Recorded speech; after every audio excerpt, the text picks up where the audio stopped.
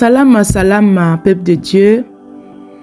Shalom, shalom à tous et bonjour frères et sœurs dans le Seigneur. Soyez tous bénis, j'espère que tout le monde va bien par la grâce de Dieu. Vous qui me suivez, que ce soit ici en Europe, que ce soit du côté de l'Afrique, soyez tous bénis et fortifiés et que la main de Dieu se repose sur chacun de vous. Merci. Frères et sœurs dans le Seigneur, je reviens vers vous pour continuer la suite. Il y a de cela 2 semaines que j'avais partagé une vidéo là où j'avais vu le Seigneur en vision. Pour ceux qui avaient écouté le témoignage de cette vision que j'avais partagée, j'ai parlé aussi que le Seigneur m'avait donné la parole dans le livre d'Ézéchiel, chapitre 21. C'est à ce sujet-là, vraiment, frères et sœurs, que je reviens vers vous pour que nous puissions lire la parole de Dieu ensemble. C'est à ce sujet. Nous savons tous que quand le Seigneur nous donne la parole, en fait, ça nous concerne ici, nous les humains de la terre. C'est ça le but. Vous voyez? La parole là, c'est pour nous. Donc, frères et sœurs dans le Seigneur, nous savons aussi que Ézéchiel, ce sont nos aînés dans la foi. Ézéchiel aussi était un prophète des nations que Dieu utilisait. Ézéchiel était un prophète des nations, frères et sœurs, que Dieu utilisait. Il était aussi l'instrument de notre Créateur. Nous sommes ses instruments. Nous sommes les instruments de Dieu. Vous voyez? Donc, si vous lisez dans le livre d'Ézéchiel même, chapitre 37, vous allez comprendre que Ézéchiel il disait même que j'ai été transporté, j'ai été enlevé. Donc, il voyait beaucoup de visions, des choses compliquées, que même les personnes aujourd'hui là, pour eux c'est compliqué même pour comprendre. Dieu, il est invisible. Dieu, il est esprit. Dieu n'est pas charnel. Voilà pourquoi c'est souvent compliqué pour certaines personnes ne comprennent pas les choses que Dieu peut faire avec un prophète. C'est compliqué. Parfois c'est compliqué et c'est difficile. Voilà pourquoi les prophètes ne sont pas aimés. Le Seigneur Shamashi, c'est même l'exemple. C'est même lui, Dieu. La lumière est venue vers les siens, on l'a rejeté. Vous voyez, frères et sœurs, un prophète aussi n'est pas la bienvenue dans sa patrie, même sa propre maison. Sa propre maison, ça veut dire quoi? Même dans ton village, même dans ton quartier, même dans ta ville. On ne va pas t'aimer, surtout si tu as la vérité. Et quand tu parles des choses dures, là on dit non, ça c'est pas bon. Il vient pour condamner. En tant que c'est Dieu qui utilise ce prophète-là pour venir donner les oracles pour que les gens puissent se repentir. Mais parfois le prophète, parfois il va se retrouver seul même si c'est au milieu de sa famille. On va le rejeter. Comme on a rejeté le Seigneur, les gens n'aiment pas la vérité. Surtout quand on parle de dépouillement, de se dépouiller de l'esprit, l'âme et l'eau. Ils ne veulent pas. C'est ça le prophète. Le prophète va venir toujours dire, repens-toi. Est-ce que le diable peut dire que repentez-vous? Le diable aime le mal. C'est ça qu'il faut faire la différence. Le diable, il aime le mal. Il ne va jamais te dire que dépouille-toi de l'esprit, l'âme et le corps. Même la manière même de se vêtir. Même la manière même de faire les choses. Le diable ne va pas jamais faire ça. Vous voyez, celui qui fait ça, c'est celui qui a la vérité et qui obéit à la parole de Dieu, comme c'est écrit dans les Écritures ici. C'est ça l'obéissance. Pour ceux qui aiment Dieu, ils doivent mettre tout en pratique. On ne va pas seulement mettre une part et puis une part on met de côté. C'est tout. On nous demande d'être dans la justice de Dieu. Et là, c'est là où le Seigneur nous amène tous, frères et sœurs dans le Seigneur. Si je parle ça parce qu'il y a tellement de choses. Ézéchiel ici, c'était nos aînés dans la foi et Dieu l'utilisait. Des choses compliquées. Il dit, même on lui montrait les ossements, mais c'est des choses spirituelles. Les gens ne peuvent pas comprendre ça. Vous voyez, frères et sœurs. Ézéchiel a parlé aussi dans le livre des chapitres 38 de Gog et Magog. Aujourd'hui, nous voyons qu'il y a des guerres. Vous voyez, frères et sœurs, Ézéchiel a prophétisé ça. Ce sont des jugements. Vous voyez, Dieu ici, c'est l'esprit. Dieu, il a appelé chacun différemment sur la terre. Tout le monde n'est pas appelé pareil. Voilà pourquoi vous allez voir, les vrais vont combattre encore les vrais. Parce qu'ils ne comprennent pas. Dieu ici, c'est la vision. Vous allez voir, même l'apôtre Paul qui était pour les païens, il a vu la vision, non? Le Seigneur en vision, sur la route de Damas. Vous voyez, c'est des choses terribles. Et les gens ne peuvent pas comprendre ces choses-là. Quand vous voyez un prophète, vous allez dire, il va parler que j'ai été enlevé, j'ai été amené tel endroit. C'est ça les prophètes souvent, des nations. Le Seigneur m'a amené tel endroit. C'est pour aller voir les choses, pour venir donner, édifier, ou pour dire que repentez-vous. Mais souvent, les plus grands nombre de personnes, ils n'aiment pas quand on dit repentez-vous bien, Dieu va juger tel endroit-là. Ils n'aiment pas ça. Beaucoup les gens n'aiment pas. En tant que c'est pour leur peuple bien. Et quand on lit les Écritures, vous allez voir, Dieu n'aime pas le péché. Depuis l'Ancien Testament jusqu'au Nouveau Testament là-bas. Le grand problème avec l'être humain, Dieu avec l'être humain, c'est le péché. Dieu veut seulement que les gens reviennent à lui. Mais les gens ne veulent pas. Vous allez voir même persécuter celui que Dieu utilise. On va le persécuter. Même si c'est dans sa propre famille, on va le persécuter. Comme j'ai tenté de dire, le Seigneur était persécuté. À plus forte raison que nous, on ne peut pas dépasser le Seigneur. Vous voyez, frères et sœurs, on a tué les prophètes. On voit ça. On les détestait. Les gens n'aiment pas la vérité, frères et sœurs dans le Seigneur. Comme la Bible dit aussi que exhortez-vous les uns et les autres. C'est ça les choses que nous voyons. Donc Ézéchiel, c'était ça. Le Seigneur l'utilisait pour aller voir, pour donner pour les messages du Seigneur, pour ramener les gens à la repentance. Dieu, il utilise les humains. Il utilise les humains. Vous allez voir que Jérémie aussi était toujours en prison à cause de la vérité. Est-ce qu'il faisait quoi du mal?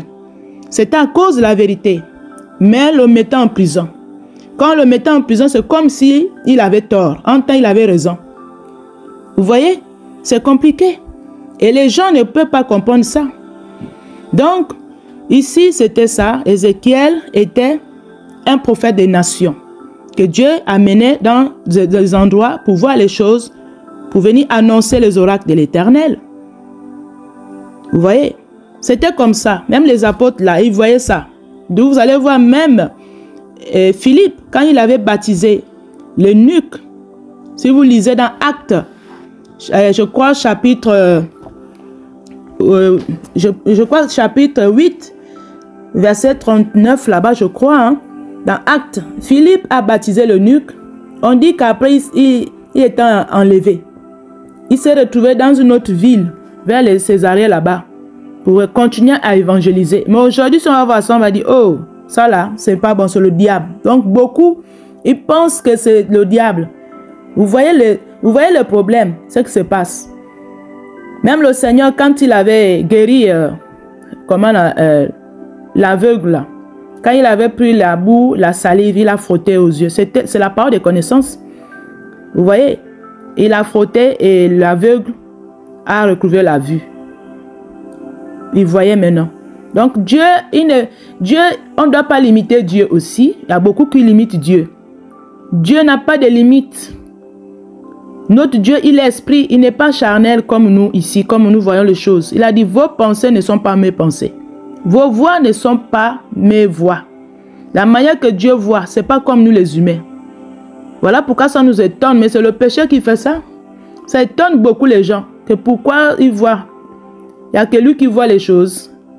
Mais oui, est-ce que beaucoup ne sont pas appelés pareil? On doit faire attention, vraiment, frères et sœurs, dans le Seigneur. C'est des choses qu'on voit. Donc, on va lire la parole, vraiment, frères et sœurs. C'est pour notre propre bien.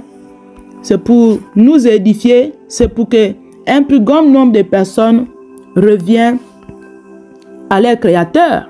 C'est ça, la parole de Dieu.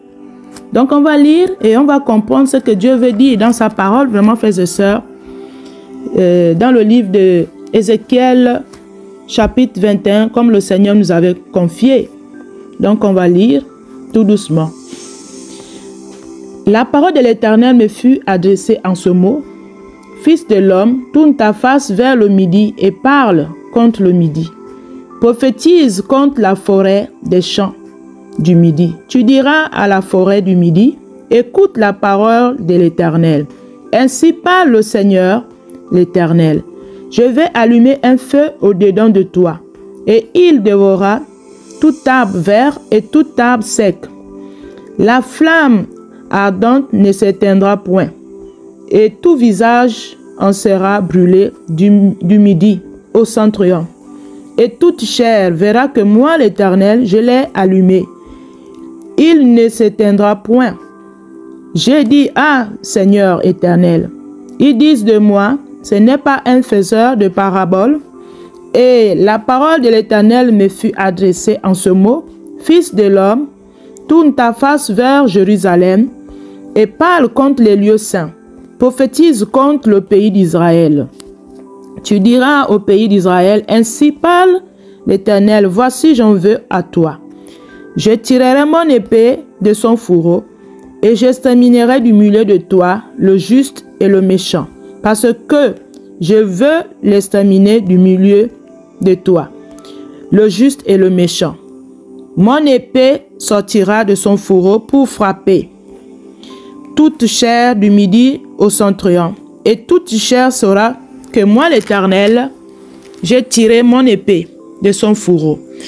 Elle n'y rentrera plus, et toi, fils de l'homme, j'ai mis le cœur brisé et l'amertume dans l'âme. J'ai mis sous leur regard. Et s'ils te disent, pourquoi gémis-tu? Tu répondras, parce qu'il arrive une nouvelle. Tous les cœurs s'alarmeront, toutes les mains deviendront faibles, tous les esprits seront abattus, tous les genoux s'effondreront en eau. Voici, elle arrive, elle est là, dit le Seigneur l'Éternel. La parole de l'Éternel me fut adressée en ce mot.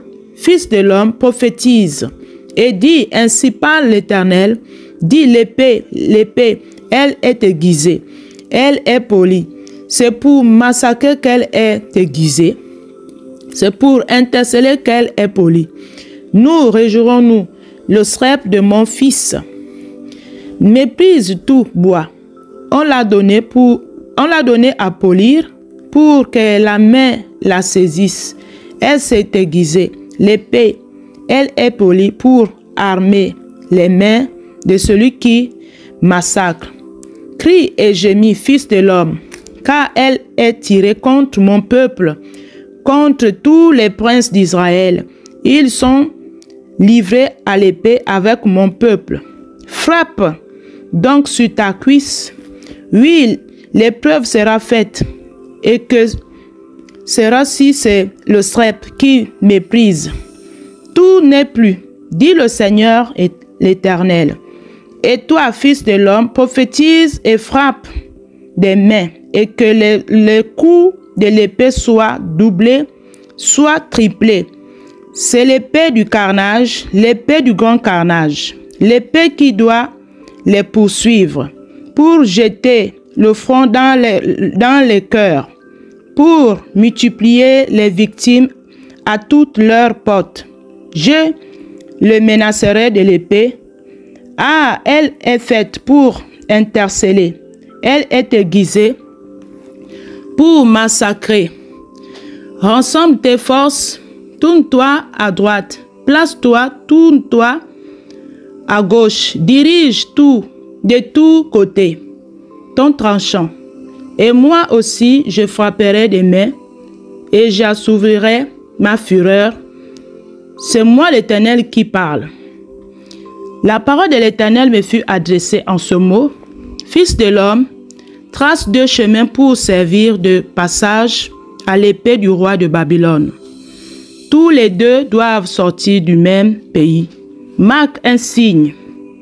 Marque-le à l'entrée du chemin qui conduit à une ville.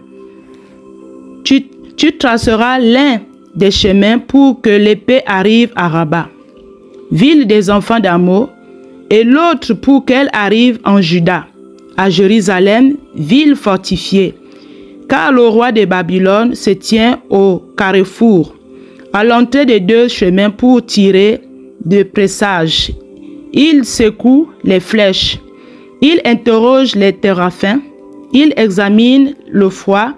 Le sort qui est dans sa droite désigne Jérusalem, où l'on devrait dresser des béliers, commander le carnage et pousser des cris de guerre. On dressera des béliers contre les portes, on lèvera des terrasses, on formera des retranchements. Il ne voit là que des vaines divinations. Eux qui ont fait des serments, mais lui, il se souvient de leur iniquité, en sorte qu'ils seront prises. C'est pourquoi ainsi parle le Seigneur, l'Éternel, parce que vous rappelez le souvenir de votre iniquité en mettant en nu vos transgressions, en manifestant vos péchés dans toutes vos actions, parce que vous rappelez le souvenir, vous serez saisis par sa main. Et toi, profane, méchant, prince d'Israël, dont le jour arrive au temps où l'iniquité est à son terme. Ainsi parle le Seigneur, l'Éternel. La tiare sera ôtée, le diadème sera enlevé. Les choses vont changer. Ce qui est abaissé sera élevé, et ce qui est élevé sera abaissé. J'en ferai une ruine, mais cela n'aura lieu que la venue de celui à qui appartient le jugement et à qui je le remettrai. Et toi, fils de l'homme, prophétise et dis, ainsi parle le Seigneur, l'Éternel, sur les enfants d'Amo et sur leur opprobre. Dis, l'épée est tirée, elle est polie pour massacrer, pour dévorer, pour interceller. Au milieu de tes visions vaines et de tes oracles menteurs, elle te fera tomber parmi les cadavres des méchants, dont le jour arrive au temps où l'iniquité est à son terme. Remets ton épée dans le fourreau. Je te jugerai dans les lieux où tu as été créé, dans le pays de ta naissance. Je répandrai sur toi ma colère, je soufflerai contre toi avec le feu de ma fureur, et je te livrerai entre les mains des hommes qui dévorent, qui ne travaillent que à détruire. Tu seras consumé par le feu. Ton sang coulera au milieu du pays. On ne se souviendra plus de toi, car moi l'Éternel, j'ai parlé. Frères et sœurs, vous avez compris la parole de Dieu ici. Le jugement, aujourd'hui, ça ne concerne pas seulement Israël, comme on a dit dans la parole d'Ézéchiel, chapitre 21. Nous sommes tous déjà appelés, frères et sœurs. Il n'y a plus juifs ni grecs. Les jugements, les bouleversements ici, c'est maintenant pour tout le monde. Le Seigneur est venu pour nous tous, même pour les païens. Le salut, on dit, ça a commencé vers le juif là-bas. Le salut était venu pour les juifs, mais là, c'est maintenant pour tout le monde. Comme je disais que il n'y a plus juif ni grec, il n'y a plus esclaves. Nous sommes tous appelés. Mais le problème de Dieu ici, Dieu appelle son peuple à la repentance. C'est ça. Donc, c'est ça. Ce sont les jugements. Ce sont les jugements. Si vous lisez la parole là qu'on vient à peine de lire, on parle des jugements d'Israël, des Ammonites. Mais ça ne concerne pas seulement l'Israël que nous voyons aujourd'hui là, physique là. C'est tout le monde maintenant. Vous voyez, nous tous, nous prions. Donc, Dieu veut que les gens se répandent. reviennent à lui. Dieu est le péché. Il aime les pécheurs, mais il n'aime pas le mal. Il n'aime pas le péché. C'est qu'on pratique le mal. Il ne veut pas ça. Il veut que ses enfants puissent marcher dans sa vérité, dans la parole. C'est la parole qui peut nous ramener à la vérité. Le Shamashi. Le Shamashi était venu pour ça. Lui-même, c'est la parole qui s'est fait chair. Donc, voilà un peu ce que je voulais partager avec vous, frères et sœurs. Soyez bénis. Que la paix, pour ceux qui n'ont pas encore donné leur vie en Shamashi, ils doivent donner parce que les temps sont finis, frères et sœurs. Nous partons là qu'à la fin. Donc, on doit revenir vers notre Créateur. Merci encore. Soyez bénis encore. Shalom, shalom. Merci.